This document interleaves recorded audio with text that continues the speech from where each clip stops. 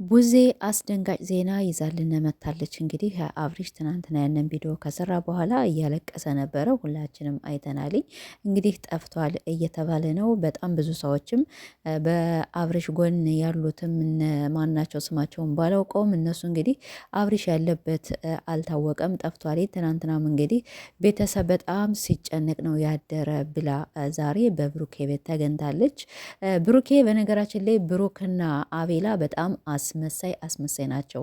ከመጀመሪያውም ትዳራቸው እንዲበተን ትዳራቸው ከዚህ አደጋ እንዲደርስ ያደረጉ አንደኛ አቤል ነው፣ ሁለተኛ ደግሞ ይሄ ብሩክ ተብዮ ነው ማለት ነው። ሁለቶቹ የሰይጣን ቆራጭ ናቸው ማለት ነው። የሰይጣን ቆራጭ ነው ሰይጣን ምንድን ነው የሚባለው? እና ሁለቶች ናቸው ማለት ነው። አብርሽ ደግሞ ጓደኞቹን ሲያምናቸው ወይኔ ብላቸው አየህ ጓደኛ በአሁኑ ሰዓት አይታመንም። ማንም በአሁኑ ሰዓት የሚታመን የለም። እንግዲህ ቡዜ የብሩኬ ቤት አታውቀውም ነበረ። ለማንኛውም የእሱ ጓደኞች ጠቁመዋትኝ ከብሩኬ ቤት መታለች። ወንድሜ የት ነው ያለ ታውቃለህ እያለችው ነበር። እሱም ሊነግራት እንግዲህ ፈቃደኛ አልሆነም። ለምን እንደሆነ አናውቅም።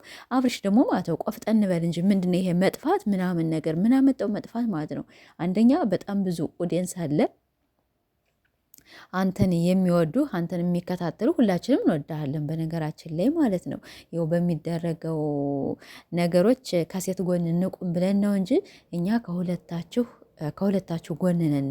ግን ይሄ ብሩክ የሚባል ስልኩን ያውቃል፣ ያለበትን ቦታ ያውቃል። እህቱ እንደዚያ እያለቀሰች ኧረ እባክህ ንገረኝ፣ የወንድሜን መጨረሻ ማየት እፈልጋለሁ፣ ወንድሜ የት ነው ያለ፣ ከጎኑ መቆም እፈልጋለሁ እያለ ይህና ለጓደኛው የማይሆን ማለት ነው። ለማን ይሆናልኝ? ሴት ልጅ ተጎንብሳ እያለቀሰች ወንድሜን ያለበትን አሳየ፣ ስልክ እባክህ ደውል እያለችው ስልክ እኮ ሊደውልላት እኮ ፈቃደኛ አይደለም ማለት ነው።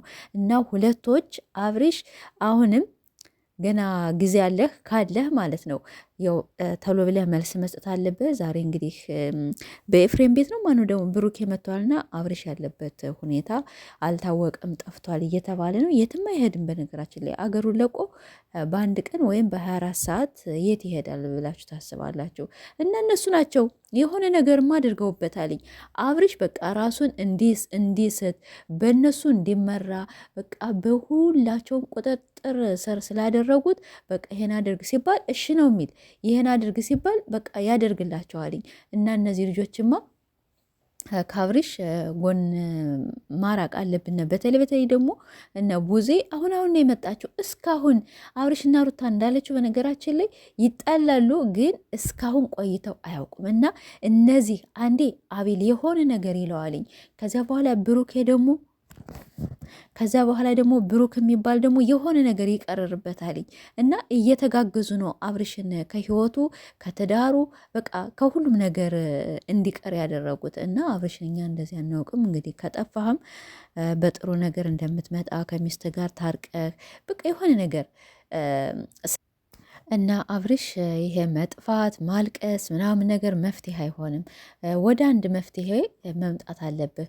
ወይ ከሚስት ጋር መለያየት ነው ወይም በቃ የራስህን ህይወት እንትን ማለት ነው እንጂ ቤተሰብ እናት አባትን ማስጨነቅ፣ ጓደኛ ማስጨነቅ፣ ሚዲያው በጣም ብዙ ሰው ይፈልግሃል፣ እነሱን ማስጨነቅ መፍትሄ አይሆንም። እኔ እንደ እውነት እንነጋገር ካላችሁ ወላይ ጠፍቷል ምናምን ነገር ቡዜ እንደዚያ እያለቀሰች ስትመጣ በጣም ነው የተሰበርኩ ማለት ነው። ምንም ነገር ብንጠለውም እኛ የጠላነውን ስራውን ነው እንጂ አብርሽን ጠልተ ነው አይደለም። እና ስለዚህ አብርሽ ይሄ ነገር መፍትሄ አይሆንም። መፍትሄ መፈለግ ነው በቃ እንደ ወንድ ልጅ መፍትሄ መፈለግ ከሚስት ጋር እኔ በሆን እንደነዚህ ያለ ጓደኞች ቢኖሩኝ ወላሂ ላዚም ከጎን ያላስቀምጣቸውም ማለት ነው። እነዚህ ይሄ አቤል እኮ በጣም ደህና ልጅ ነበረ። አቤል ያን ማን ነው ብሩክ የሚባለው በጣም ምስኪን ነበረ። አሁን ምን ሰይጣን እንደዋጠ ምን እንደሆነ አላውቀለትም። በተለይ አሁንማ በጣም ተበላሽ።